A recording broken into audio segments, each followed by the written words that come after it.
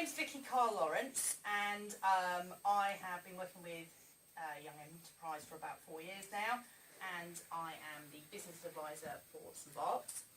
I've been asked today to tell you a bit about how you deal with the winding up of the company, the financial side of it.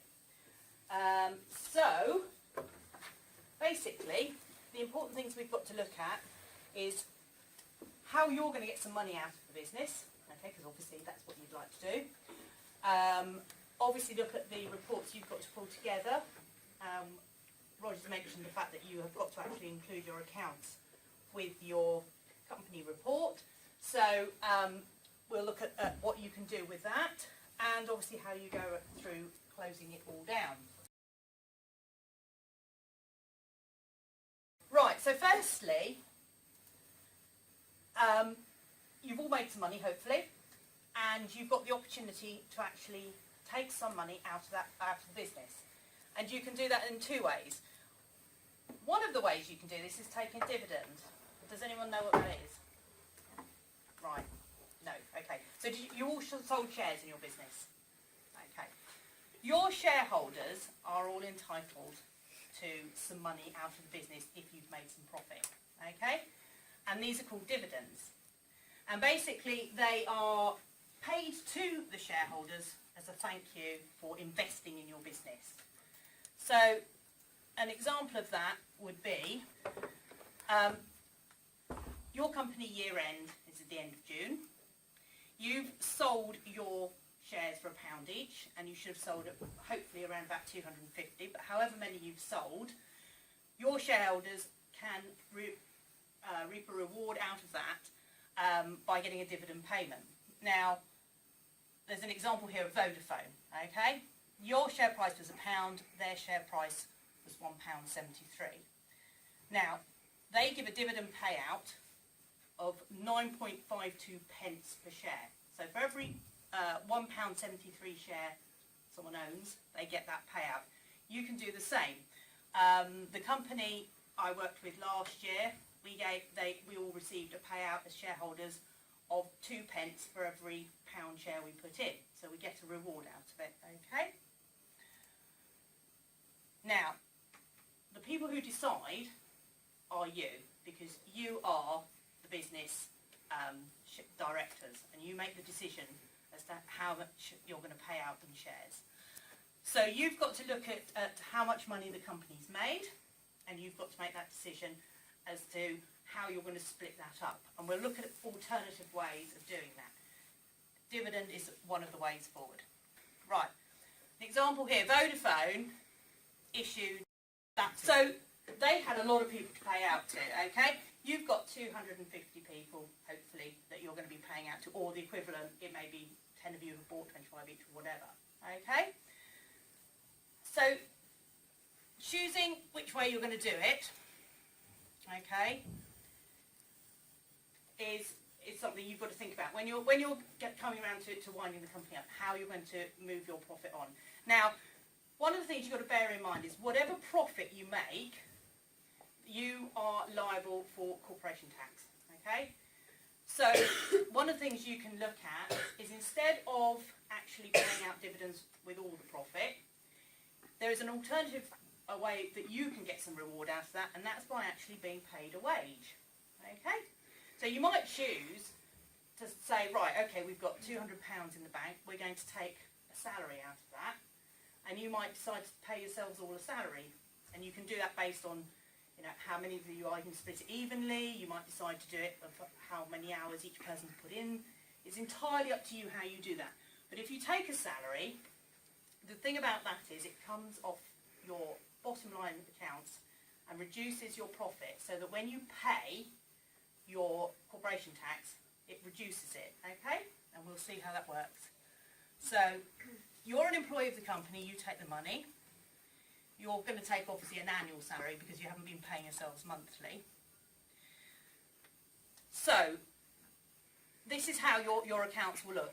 When you actually put your accounts together, the thing you've got to look at is obviously you've all sold stuff, so you've got income, okay? So you account for your income or your turnover.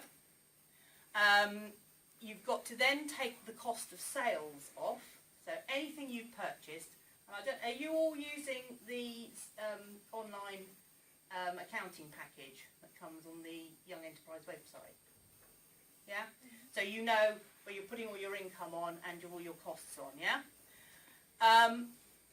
Something to take into account is that obviously hopefully you're all accounting for the VAT on your income, and it doesn't mention it on here, but also on your expenditure.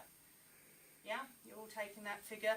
So that VAT figure comes off, and that gives you your gross profit. Now your gross profit, okay, is what you're going to be taxed on. So as you can see here, you're going to be taxed at 20% on that gross profit figure. Now the more costs you put on, the smaller your gross profit figure is going to be. Okay? Now when you distribute your dividends, if you choose to go down that route, you're going to be doing it from your net profit figure. You're going to distribute that, and every shareholder has to get an equal amount based on what you decide to pay out per share. So if you decide you've got 200 shares and you want to pay out a penny per share, then that's fine. And the rest of the money you can account for if you want to take it as salary. So if we look at this, if you take your salary out, are you with me on this?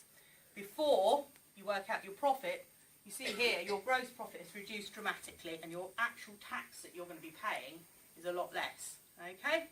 But the thing about that is, because you're going to be receiving a much smaller profit margin, you will not be paying out huge dividends to your shareholders.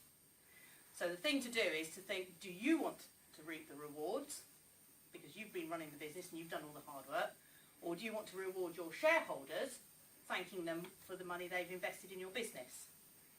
Okay? So if you've made no profit, your shareholders will not receive a dividend. Okay? You can't pay a dividend if there's nothing to pay from. Okay? So you might decide to pay yourself a salary so that at the end of the day there is nothing to pay tax on.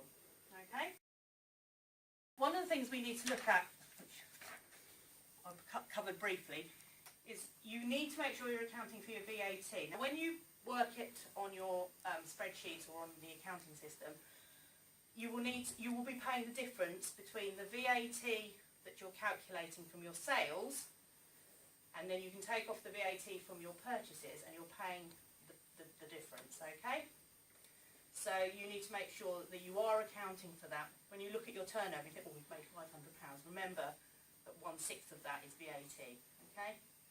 So hopefully, if anyone's unsure of how to calculate it, you can do it by dividing it by 1.2. Okay? And that will give you your VAT figure. So your gross profit is your turnover less your VAT and less your costs. With your accounting reports, there are two reports you'll produce. One is the profit and loss account, and one is what we call a balance sheet. Okay? The profit and loss account is where you're going to find out how much profit you've made. So that is basically all the money you've got coming in, all the money going out, bottom line figure is your profit. Your balance sheet will actually show you how much your company's worth. So if you've got any stock, there is a stock value there. If you've bought any equipment to actually, if you're manufacturing or anything like that, that has a balance sheet value. Now one of the things you've got to bear in mind if you're going to shut your company down, you've got to liquidise your assets. So Roger mentioned, if you've got stock and stuff like that left, you want to sell that off, so it's cash in the bank, it forms part of your final figures. Okay?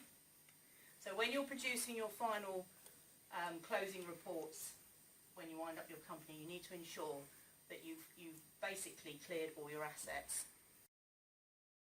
And then basically, to wind the company up, you have to hold an annual general meeting. And an annual general meeting is where you invite all your shareholders and you report back to them as to how the company has performed. You obviously give them the financial report, and you will vote on the dividends. So that is the time time, before you hold that meeting, you need to make sure you've got all your finances prepared and you've made your decision as to whether you're going to make a dividend payout.